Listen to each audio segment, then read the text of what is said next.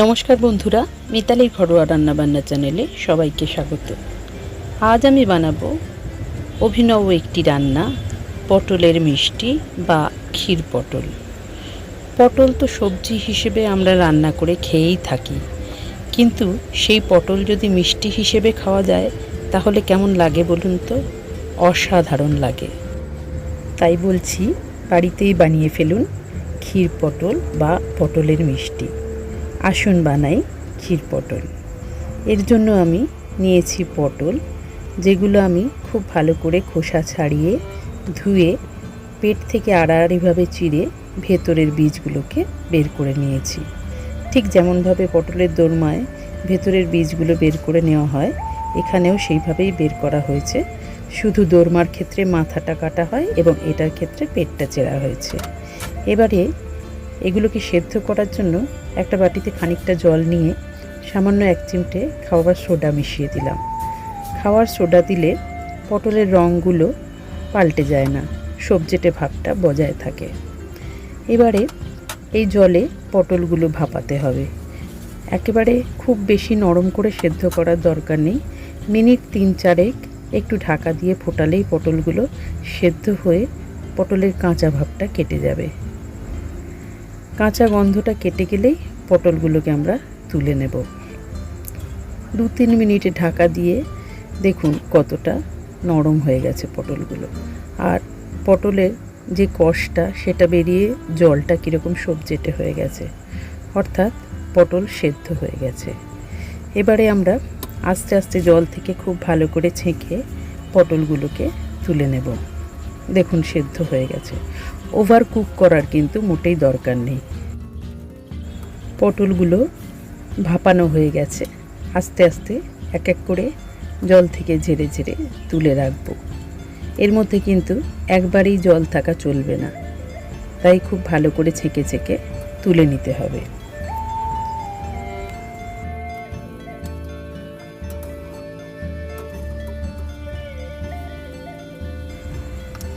ব্যাস দেখুন সব পটলগুলো ভাপানো হয়ে গেছে। এবারে এগুলোকে চিনির রসে একটু ফোটাবো।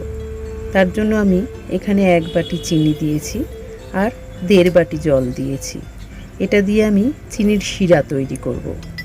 খুব বেশি ঘনরও দরকার নেই, আবার একদম পাতলা ট্যালট্যালে শিরা হলেও চলবে না। হালকা একটা আঠালো ভাব থাকবে, এই রকমভাবে শিরা তৈরি করে তার মধ্যে পটলগুলোকে ফোটাতে হবে। চিনিটা সম্পূর্ণ গলে যাওয়ার পরে যখন ভালো করে ফুটে একটু আঠালো ভাব আসবে, তখনই তার মধ্যে পটলগুলো দিতে হবে। পটলগুলো এক্ষেত্রেও কিন্তু বেশি সেদ্ধ করা চলবে না। চিনির মধ্যেও, চিনির শিরার মধ্যেও পটলটাকে ওই মিনিট 5 মতোই ফোটাতে হবে, তার বেশি নয়।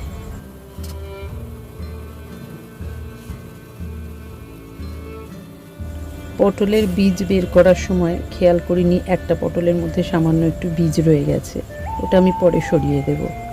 আপনি অবশ্যই ভালো করে দেখে নেবেন যাতে বীজ না থাকে। আমি খেয়াল করিনি, তাই রয়ে গেছে 2টো দানা। দেখুন চড়া আঁচেই পটলগুলোকে মিনিট 3-4 ফোটাতে হবে। একদম নরম করে দেওয়ারও দরকার নেই, আর আঁচ কমানোরও দরকার নেই, তাহলে কিন্তু পটলগুলো একদম তুপতুপে নরম হয়ে যাবে। দেখুন ফুটছে। এবারে শিরাটায় যাতে একটা সুগন্ধ বেরোয় তার জন্য দিয়ে দেব সামান্য একটু ছোটো এলাচের গুঁড়ো। ছোটো এলাচের গুঁড়ো দিলে চিনির শিরাটায় একটা সুন্দর গন্ধ বেরোবে এবং পটলগুলোর গায়েও একটা সুন্দর গন্ধ ছাড়বে। ব্যাস পটলগুলো সেদ্ধ হয়ে গেছে দেখুন। এবারে এগুলো চিনির শিরা থেকে সম্পূর্ণ তুলে নিতে হবে এবং এর রসটাকে পুরো ঝেড়ে ফেলতে হবে, শুকনো করে ফেলতে হবে, ঠান্ডা করে ফেলতে হবে। এইভাবে তুলেছি, চিনির শিরাকে ছেড়ে নিয়েছি। এবারে ঠান্ডা করব। আর এই রসটা ফেলবেন না, সেটা রান্না বা অন্য কিছুতে ব্যবহার করে ফেলা যাবে। এবারে পুরটা করার জন্য আমি এখানে নিয়েছি 300 গ্রাম খোয়া ক্ষীর, যেটা আমি ভালো করে গ্রেট করে নিয়েছি। আর নিয়েছি কিছু ড্রাই ফ্রুট, যেগুলো আমি কুচো করে নিয়েছি আমন্ড, পেস্তা, কিশমিশ এবং কাজু বাদাম। খুব ভালো করে ছোট ছোট কুচো করে নিয়েছি, বেশি বড় রাখিনি কুচোগুলো।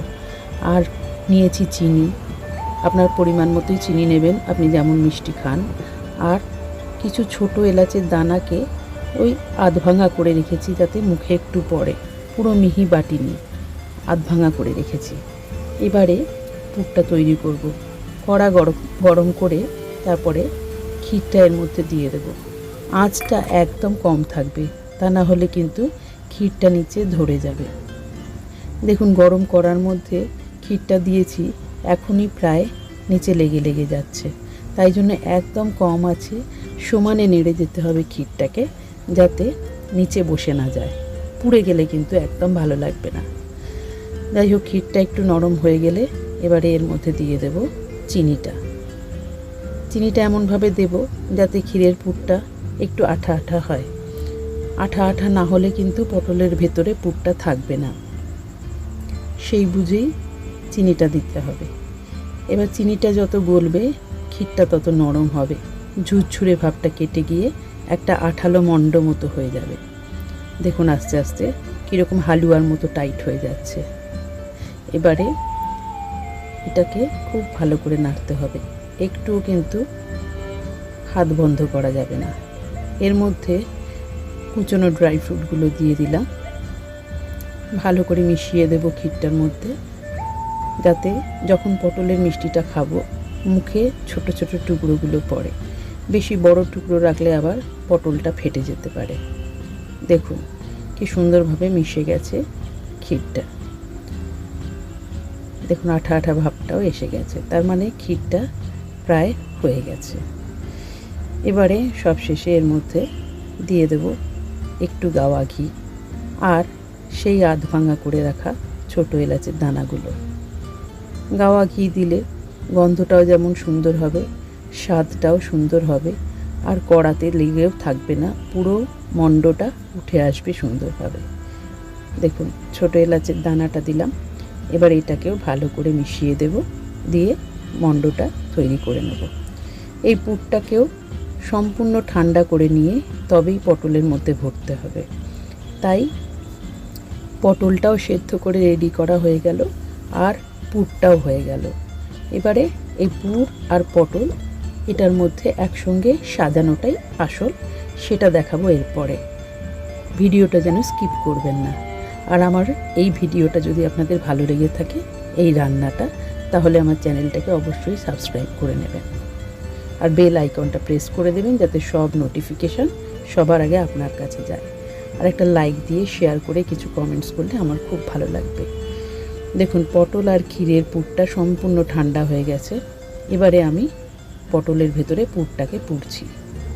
যেই পটলের খোলটা আছে তার মধ্যে চামচ দিয়ে একটু বেশি পরিমাণে ক্ষীরটা দিতে হবে, যাতে মুখে সুন্দরভাবে ক্ষীরটা পড়ে।